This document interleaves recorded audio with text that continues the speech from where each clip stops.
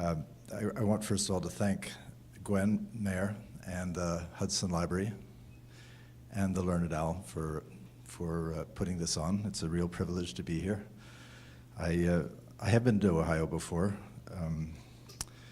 My grandfather actually started a factory in Warren, so I visited that a couple of times while it was still going. So I'm not one of your typical East Coast snobs who think it's all flyover. In fact, I was just told that some of you don't even really consider Ohio to be the Midwest, and I'm not going to go there.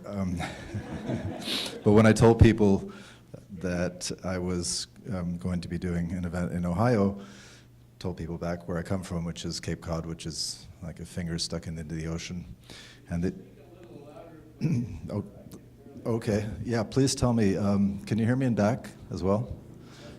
Okay, I'm gonna get really close to the mic for you and everybody. And but when I told people that I was going to do an event in Ohio, they said, "Well, why do people in Ohio want to know anything about an ocean-going ship or an ocean-going tragedy?" And I said, "Well, you know, first of all, Ohio is, I mean, Cleveland is certainly a seaport. The Great Lakes are like inland seas." And when I was a kid, my dad took me in New York, he took me aboard a U.S. Navy ship. And I remember being struck, or maybe he was, but at any event, everybody we met was from Kansas. And he or I think I was too young to ask this, but my dad probably asked, how come everybody is from, you know, the middle of the continent in the Navy? And they said, well, you know, we were curious about the ocean, and we wanted to work on the ocean, so we joined the Navy, which made total sense to me. But yeah, Cleveland's a seaport, and in fact, there's some similarities with a ship that you guys, I'm sure, maybe not remember, but know of, which was the Edmund Fitzgerald, which was a big ore carrier that sank. In 75, I believe, it was this, actually, Edmund Fitzgerald sank when El Faro was being built. And there's some interesting parallels, because she sank in a storm. She didn't actually send a mayday, which in common with the El Faro. They didn't send, a mayday is technically, literally mayday, we're in dire danger, we need help. And neither the Edmund Fitzgerald nor the El Faro sent a mayday. The Fitzgerald went down probably because her hatches were not in good shape and were stove in by the storm waves. And this, in some way, is what happened with the El Faro. And there were also possibly some structural failures in the hull. And this is also a possibility with El Faro. But I'm getting a little bit ahead of myself. I'd like to, just as an introduction, first of all, introduce you to the ship. She was a 790-foot cargo ship. She carried containers and trailers. You know, she was known as a row-con, technically, which means that you could actually drive a tractor trailer aboard, and then they would stack the containers on the main deck, the top deck. She was pretty light here, probably coming out of Puerto Rico, because there were fewer goods coming for Puerto Rico. She did a milk run between Jacksonville, Florida, and Puerto Rico. 790 feet long, which is like an 80-story skyscraper, kind of on its side. So you can imagine that's long. 12 stories high, about 92 feet wide, 31,000 gross ton, and she was fast for a ship. For a merchant ship, she could go 25 miles an hour, more or less, and and very seaworthy. Actually, she was a very well designed ship, but old. She was built in '75. She sank on 1st of October 2015. And to kind of round out that introduction, I'm going to just read you the beginning of this book. Toward the end of the 4 a.m. to 8 a.m. watch, on the morning of October 1st, 2015, the image of his friend Larry came to Kurt Brewer's mind. Brewer is a 5'11" 40-year-old of solid build, firm jaw, and an expression, when he's not wearing sunglasses, that reads both confident and wary. That morning, as an able seaman, an experienced deckhand in the American Merchant Marine. He was standing watch on the bow of the Texas Enterprise, making sure no traffic got too near his cargo ship full of bulk-loaded grain, anchored in the flat early morning light field of the Mississippi River. Brewer's friend Brookie Davis, known as Larry, was much older, and that morning he was AB on a different vessel, the SS El Faro, a giant cargo ship working a bi-weekly shuttle run between North Florida and Puerto Rico. Despite the difference in age, Brewer and Davis were as close as mariners got. Brewer had worked for a year on El Faro, and on that ship he ate with Davis at mealtimes. Sometimes they hung out in the crew's lounge or talked shop when working overtime together. In Jacksonville, where both lived, the two would occasionally meet for a beer or for a few hands of poker at Best Bet, one of the clubs south of the Dames Point Bridge over the St. Johns River, close to where El Faro docked. They had not seen much of each other recently. Brewer had left El Faro the previous year, and his wife and one-year-old son now took up most of his time ashore. So seeing Davis's image pop into his mind that Thursday morning surprised Brewer. On watch, I don't think about other sailors, he said later, with a frown that might be construed as distaste. I never thought about Larry. I think about my family or what I'm going to do next. This thought of his friend was not only unexpected, it seemed, as an image, unusually strong, vivid. He would have to call Larry when he got off watch, Brewer told himself. Just check in, see what was going on. He never talked to Davis again. Shortly after 7:39 a.m. on October 1st, 2015, toward the end of the 4 to 8 watch, El Faro, her crew of 28 American mariners, and a 5-man Polish engineering gang vanished from the face of the earth. So that's how the adventure starts. I got interested in this right from the outset. I live on Cape Cod, as I said, and that's where the Massachusetts Maritime Academy is, and there were two Mass Maritime graduates on the ship. There were also 4 Maine Maritime graduates. So the officer corps was kind of Northern and Yankee, whereas the crew were mostly Southern, and a large percentage of them were African Americans. But when the news of El Faro's, whatever happened to her, came out, nobody really knew. They knew there was a hurricane down there, and most people figured that this is a huge ship. She was old, but she was well equipped. She had the most modern navigational equipment you could buy, and people just thought maybe the antennas got knocked off. The chief Coast Guard investigator thought that for 24 hours. So there's just no way they could have disappeared without a mayday. There were 2 distress messages. They're kind of automated text messages that are sent via satellite. So they knew there was trouble, and then there was an automatic beacon as well. But they didn't know what happened. And even afterwards, when they realized the ship gone down, when they located the wreck and so forth, there was a lot of mystery surrounding this. And so I followed this.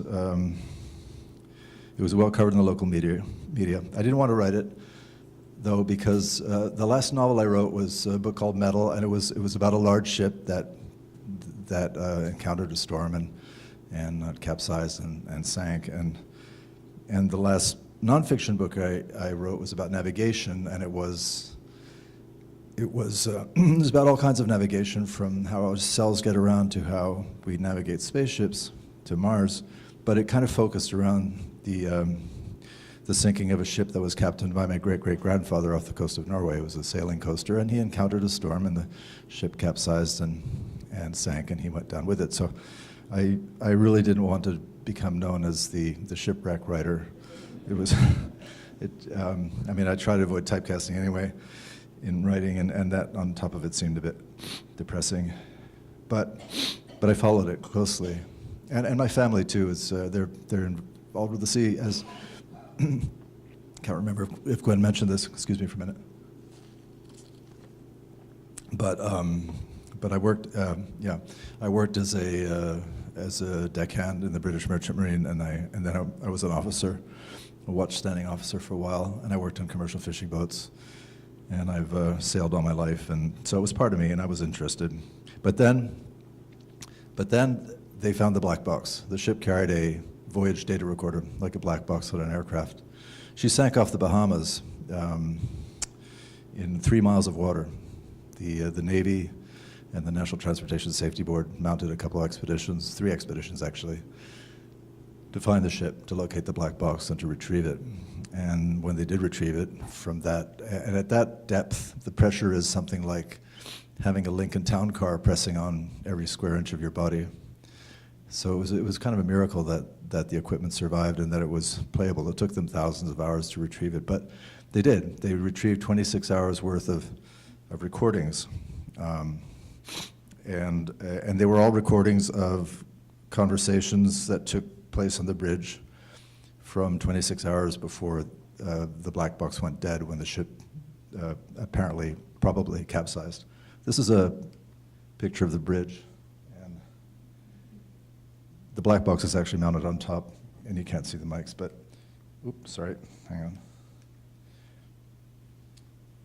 These are radars here, the wheel obviously, and a lot of other equipment I won't bore you with, but she was an old ship. It wasn't a huge bridge, but it was well equipped, as I said. And again, one of the key mysteries was why the ship was where it was.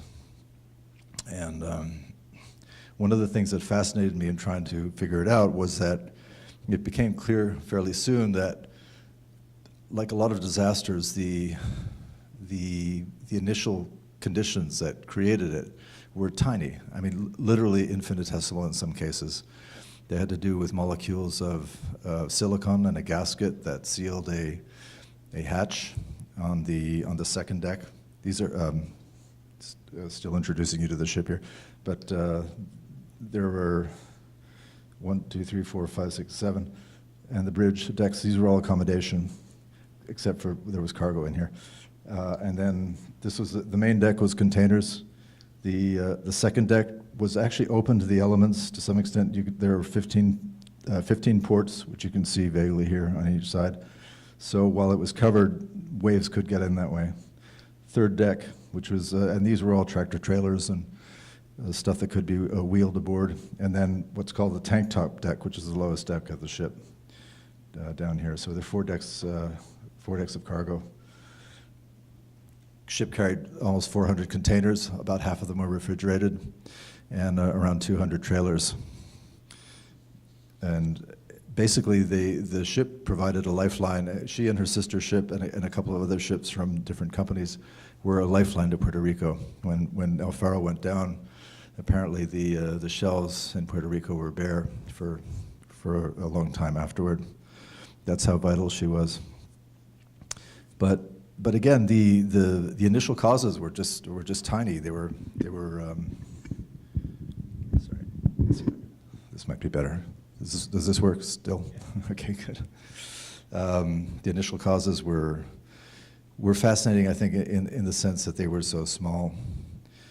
There was obviously another big factor out there, which was the hurricane. And I gave you a sneak peek earlier.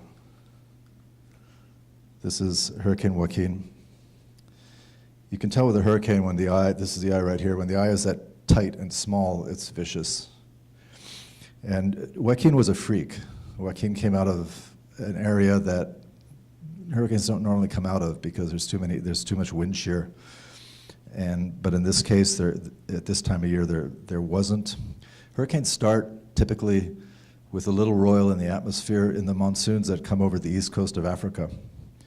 And a lot of those roils and disturbances die as they try to cross the Sahara, and they get baked out, or winds will break them up for various reasons as they cross some of the highlands of Africa. But if they make it to the west coast of Africa, they then encounter warm water, and warm water to a hurricane is like gasoline to a fire.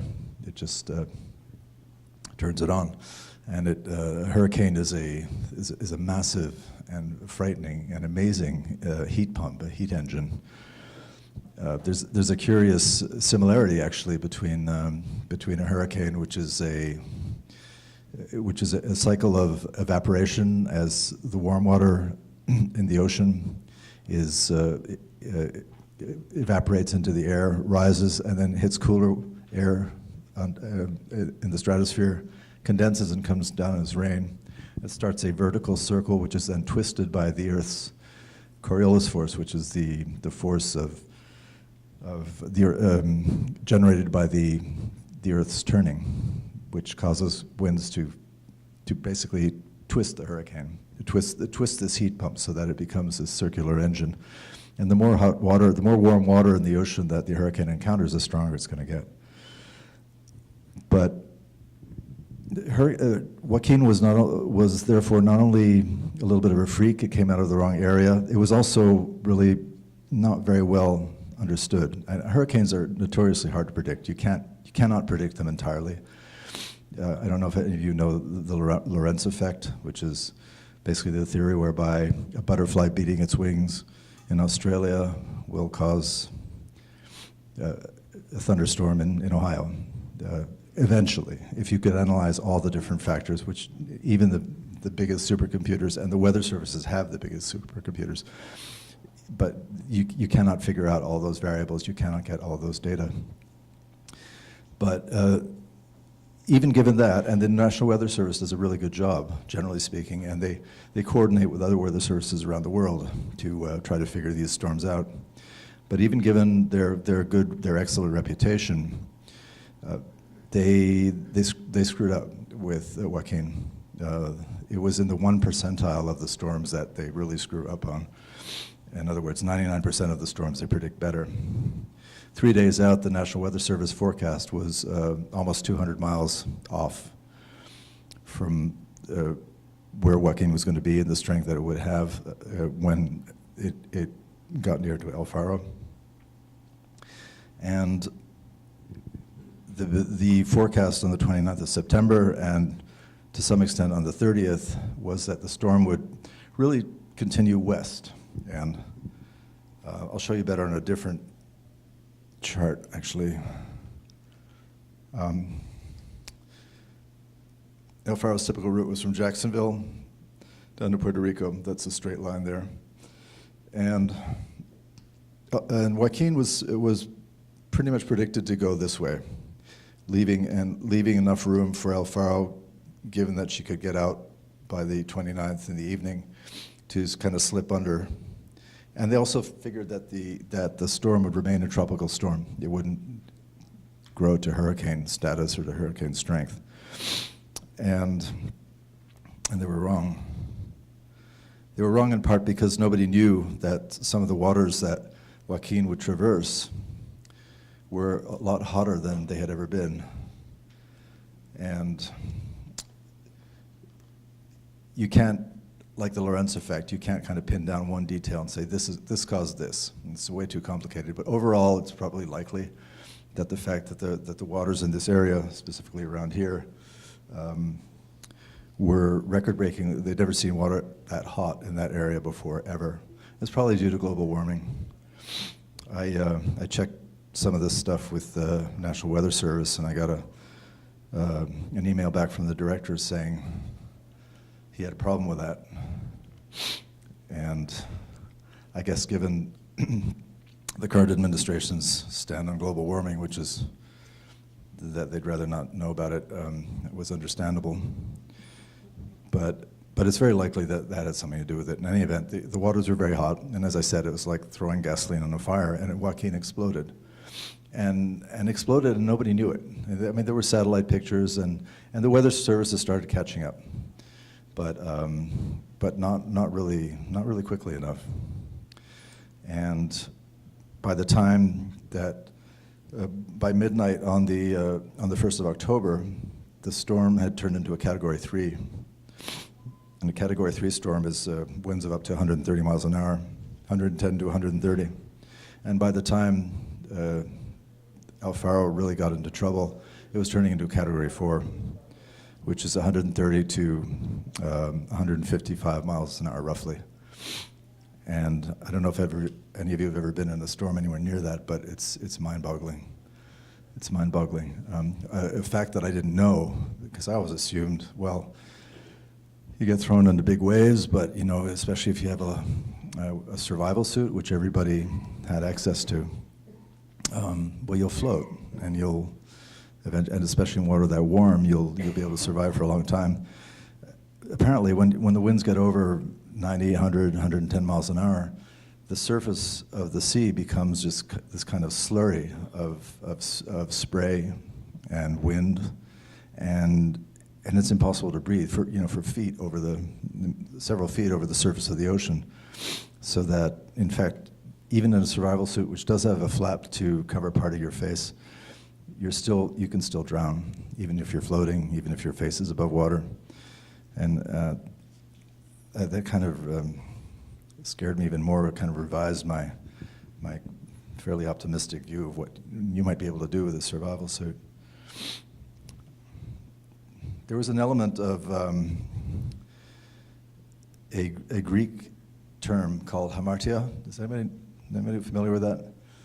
It's a principle in Greek drama whereby a tiny little flaw in your character or in your relationship to a particularly important god can end up down the road in causing your demise, your death, the death of your entire city-state. I mean, the Greeks were into that kind of tragedy, but there was a definite feel of that. You know, Achilles' heel is an example of that, a physical example whereby he was suspended over